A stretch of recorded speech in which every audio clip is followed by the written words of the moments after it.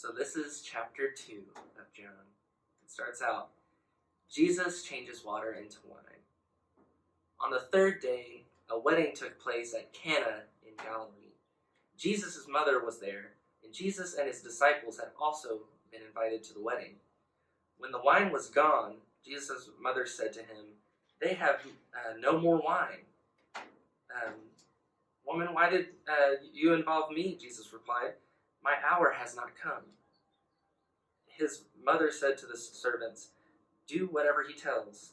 Nearby stood 6 stone water jars, the kind used by the Jews for ceremonial washing, each holding from 20 to 30 gallons. Jesus said to the servants, "Fill the jars with water." So they filled them to the brim. Then he told them, "Now draw some out and take it to the master of the banquet." They did so, and the master of the banquet tasted the water that had been turned into wine.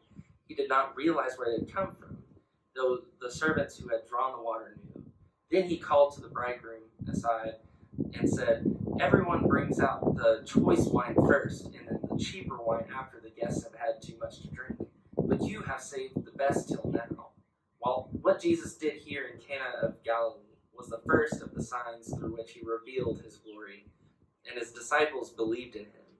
After this, he went down to Capernaum with his mother and brothers and his disciples. There they stayed for a few days. Jesus clears the temple courts. When it was almost time for the Jewish Passover, Jesus went up to Jerusalem. In the temple courts, he found people selling cattle, sheep, and doves, and others sitting at tables exchanging money. So he made a whip out of cords and drove all from the temple courts, both sheep and cattle. He scattered the coins of the money changers and overturned their tables. To those who sold doves, he said, "Get these out of here. Stop turning my Father's house into a market." His disciples remembered that it is written, "Zeal for your house will consume me."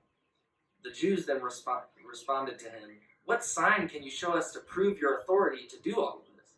Jesus answered them, "Destroy this temple, and I will raise it again in 3 days."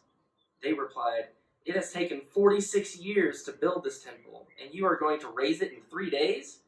But the temple he had spoken of was his body.